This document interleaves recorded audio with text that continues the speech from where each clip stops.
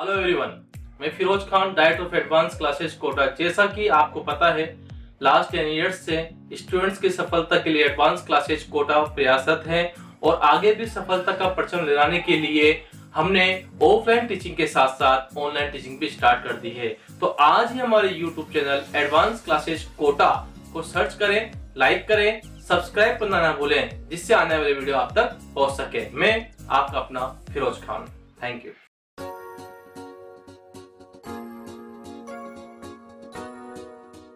नमस्कार दोस्तों, advance classes online मंच पे आपका स्वागत है। अब हम डिस्कस करने वाले हैं करंट अफेयर्स के बारे में। जैसे कि आपको मालूम है, करंट अफेयर्स आजकल काफ़ी एग्जाम के अंदर पूछी जाती है, जैसे कि पटवारी के अंदर, पुलिस के अंदर और भी काफ़ी सारे एग्जाम है जिसके अंदर करंट अफेयर का एक महत्वपूर्ण भूमिका होती है।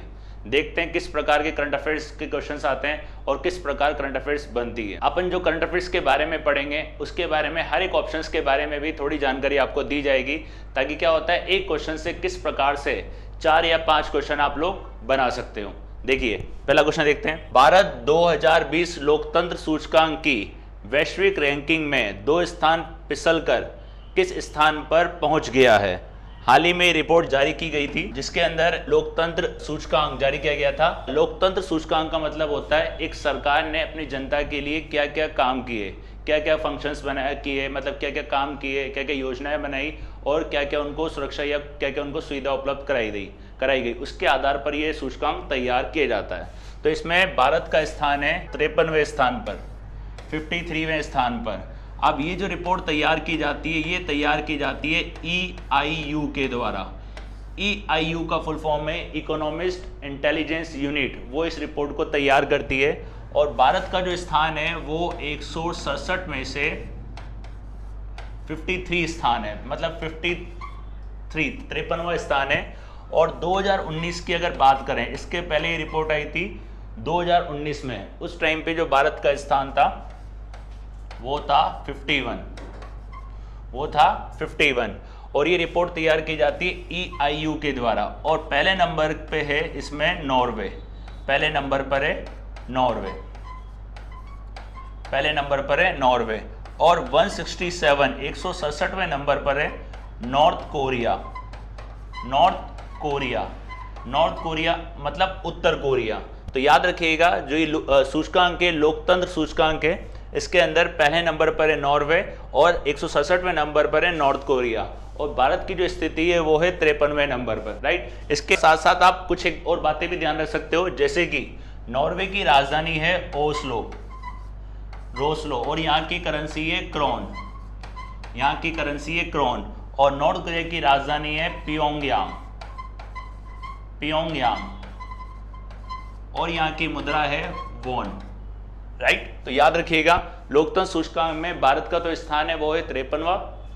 उसके अलावा ये सूचकांक जो तैयार किया जाता है वो इकोनॉमिक्स इंटेलिजेंस यूनिट के द्वारा तैयार किया जाता है। और 167 देशों में से भारत का स्थान 53वां स्थान है। और पहले नंबर पर है नॉर्वे और लास्ट नंबर पर है उत्तर कोरिया, नॉर्थ कोरिया। इसकी राजधानी में आपको बताई गई है, नॉर्वे की राजधानी ओस्लो और मुद्रा है इसकी क्रोन, और नॉर्थ कोरिया की राजधानी है पियोंगयांग और इसकी मुद्रा है वॉन।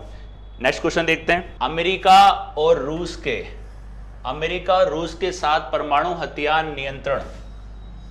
हथियार नियंत्रण संधि न्यू स्टार्ट संधि, इसको आप बोल सकते हो न्यू स्टार्ट संधि, कितने साल के लिए बढ़ा दी गई है? जो ये संधि है ये परमाणु हथियारों को सीमित करने के लिए संधि है। याद रखिएगा, परमाणु हथियारों को सीमित करने के लिए, परमाणु हथियारों को सीमित करने के लिए ये संधि दोनों में की गई है। जैसा कि आप यहाँ पे देख रहे हैं, रशिया के राष्ट्रपति हैं व्लादिमीर पुतिन और ये अमेरिका के भूतपूर्व राष्ट्रपति जिनका नाम है डोनाल्ड ट्रंप। अभी वर्तमान में अमेरिका के नए राष्ट्रपति आ चुके हैं जिनका नाम है जो बाइडेन। तो इन दोनों ने ये करार किया है 5 साल के लिए, 5 साल के लिए इस करार को आगे बढ़ा दिया गया है। और पहली बार ये जो करार हुआ था ये हुआ था 2011 में। परमाणु हथियारों को सीमित करने के लिए ये करार किया गया है। अब जैसे कि मैंने बताया, इसके बारे में आपको थोड़ा सा एक्स्ट्रा और याद रखना है, जैसे कि रशिया की राजधानी याद रखिएगा मॉस्को, और यहाँ की जो मुद्रा है उस मुद्रा का नाम है रूबल, मुद्रा है यहाँ की रूबल। अमेरिका तो आप जानते ही हैं, अमेरिका की जो राजधानी है अमेरिका की राजधानी है Washington DC. Washington DC America की राजधानी है और यहाँ की मुद्रा है डॉलर। तो ये था परमाणु हथियारों पे करार। तो याद रखिएगा इसको 5 साल के लिए बढ़ा दिया गया। पहली बार 2011 में हुआ था और ये किसके बीच में हुआ है?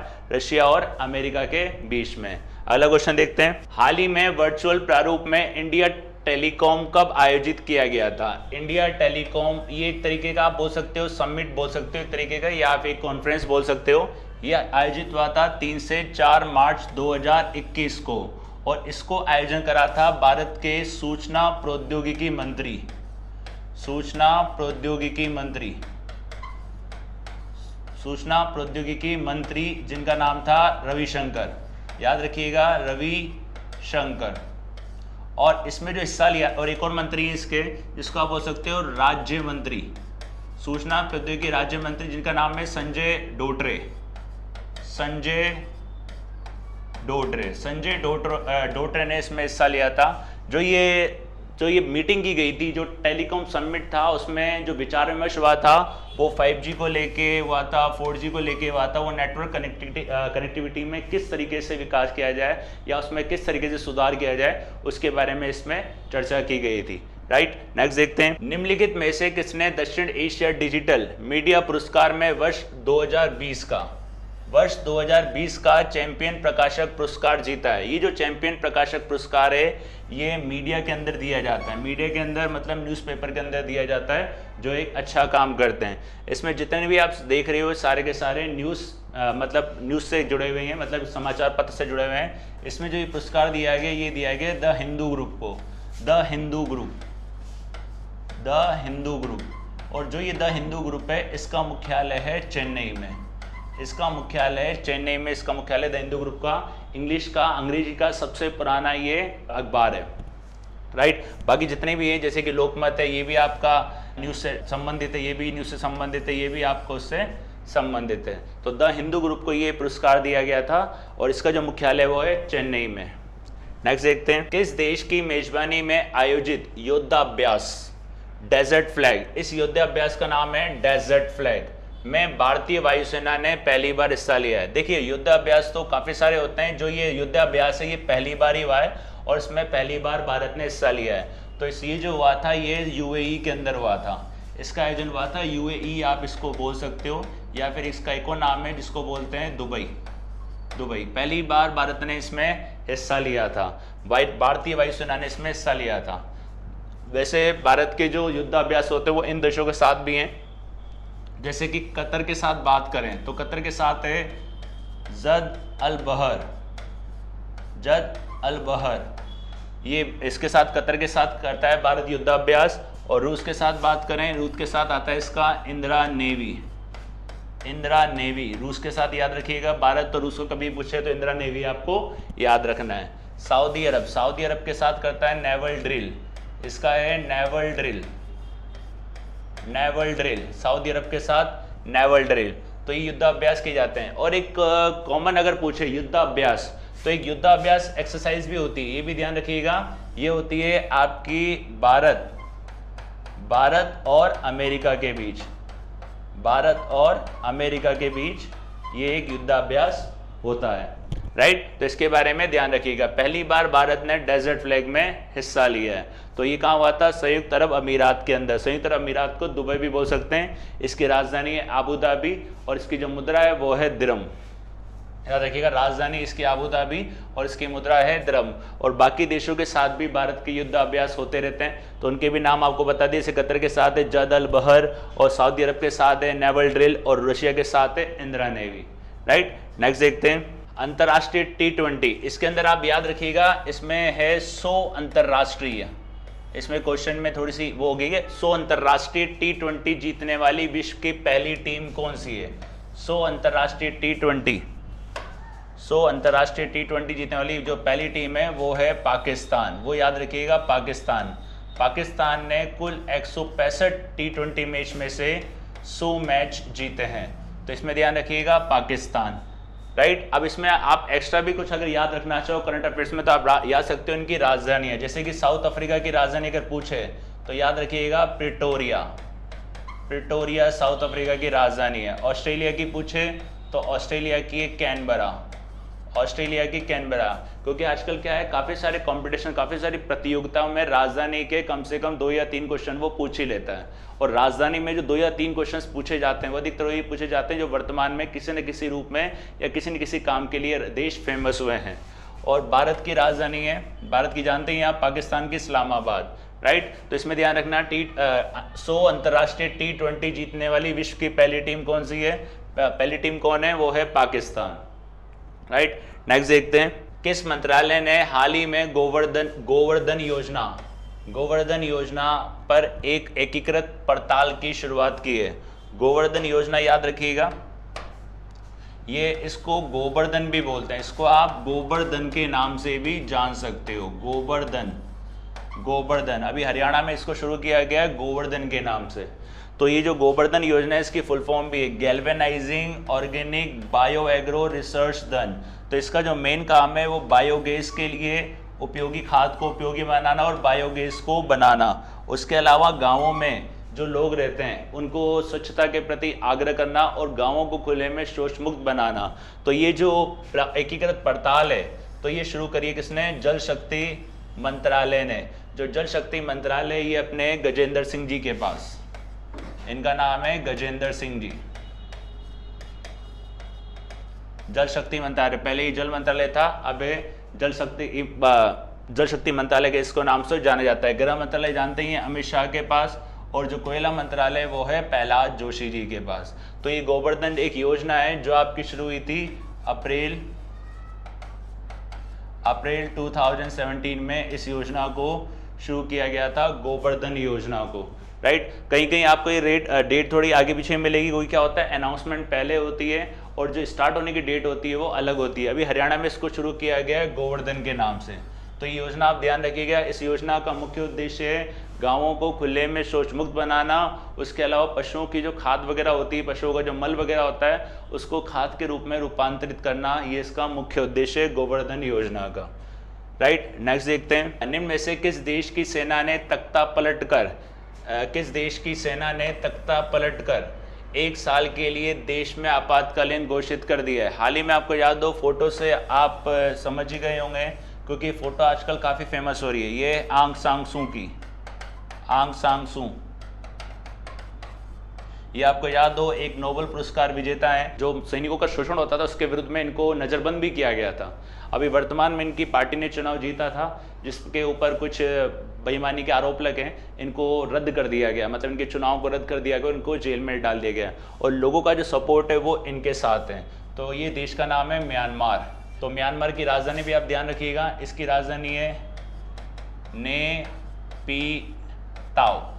नेपीताओ, ठीक है। और इसकी जो मुद्रा है वो है क्यात, मुद्रा है इसकी क्यात। म्यांमार, भूटान में भी वर्तमान में काफ़ी फेमस हुआ था क्योंकि कोरोना वैक्सीन जो अपने किसी देश को दी थी अनुदान के तौर पे, मालदीव के बाद भूटान दूसरा देश था जिसको कोरोना वैक्सीन दी गई थी। तो भूटान भी ध्यान रखना, इसकी जो राजधानी है वो है थिम्फू और मुद्रा इसकी न्यूगुल ट्रम, राइट। और बांग्लादेश भी काफ़ी फेमस रहा है क्योंकि इस साल का जो अंतर्राष्ट्रीय फिल्म फेस्टिवल हुआ था उसमें बांग्लादेश को खास फोकस देश के रूप में चुना गया था। तो बांग्लादेश की राजधानी आप जानते ही हैं, बांग्लादेश की राजधानी ढाका और करेंसी है इसकी टका। नेपाल में भी अभी राजनीतिक उथल पुथल चल रही है क्योंकि यहाँ पे एक ही पार्टी के 2 व्यक्ति आपस में उनमें डिस्प्यूट चल रहा है। तो नेपाल के अंदर जैसे कि 2 प्रधानमंत्री थे यहाँ के, ओली और प्रचंड, आपस में उनका कुछ मतभेद चल रहा है, राइट। तो नेपाल की जो राजधानी याद ही होगी, नेपाल की राजधानी है काठमांडू, राइट। तो याद रखिए, निम्न में से किस देश की सेना ने तख्ता पलटकर 1 साल के लिए देश में आपातकालीन की घोषणा कर दी है। तो कौन सा देश है? म्यांमार के साथ साथ बाकी सारे देशों के बारे में भी आपको बता दिया। देखिए एक बात ध्यान रखिएगा, जो करंट अफेयर्स होती है उसको अगर आप थोड़ा सा ढंग से पढ़ोगे तो करंट अफेयर्स का क्वेश्चन आपके पढ़े हुए से बाहर नहीं जाएगा। अगर क्या होता है, अगर करंट अफेयर को आप फॉर्मेलिटी के लिए पढ़ोगे तो क्या होता है, कभी कभी क्वेश्चंस एग्जाम में आते भी नहीं है। इसलिए इसको आराम से पढ़ें, एक एक ऑप्शन के बारे में थोड़ा सा आइडिया रखें। नेक्स्ट देखते हैं, विश्व का पहला प्लेटिपस अभ्यारण्य कौन से देश ने बनाया है? विश्व का पहला प्लेटिपस अभ्यारण्य, आप इसको एक तटीय अभ्यारण्य भी बोल सकते हो। तटीय अभ्यारण्य जो ये बनाया है, ये हाल ही में बनाया है ऑस्ट्रेलिया ने। जो स्तनधारी जीव होते हैं, जो अंडे देने वाले जीव होते हैं, उनके संरक्षण के लिए प्लेटिपस अभ्यारण्य हाल ही में ऑस्ट्रेलिया में बनाया गया है। याद रखिएगा, ऑस्ट्रेलिया की राजधानी मैंने अभी आपको बताई थी कैनबरा। स्तनधारी जीवों के जो अंडे देते हैं उनके संरक्षण के लिए ये पार्क हाल ही में बनाया गया है, तो वो है ऑस्ट्रेलिया, राइट। ब्राज़ील की राजधानी याद रखिएगा, ब्राज़ीलिया। ऐसे पढ़ते पढ़ते क्या होगा, आपके को राजधानियाँ भी काफ़ी सारी याद हो जाएगी। ब्राज़ीलिया। कतर की राजधानी दोहा, अभी आपको याद हो पहले वाले क्वेश्चंस में आया था। देखिए अगर आपको करंट अफेयर्स अपनी अच्छी करनी है तो जितने भी लेक्चर्स हैं उन लेक्चर्स को टाइम टू टाइम आप देखते रहिए और सभी लेक्चर्स में आप लोग जुड़े रहिए, आपकी करंट अफेयर्स काफ़ी अच्छी हो जाएगी। और बहरीन की राजधानी है मनामा। तो याद रखिएगा, विश्व का पहला प्लेटिपस अभ्यारण्य कौन से देश ने बनाया है? ऑस्ट्रेलिया ने ये बनाया है, ऑस्ट्रेलिया, राइट। नेक्स्ट देखते हैं, भारत में चाहबार दिवस कब मनाया जाता है? जो भारत में चाहबार दिवस मनाया जाता है वो मनाया जाता है 4 मार्च को। ये मनाया जाता है 4 मार्च को।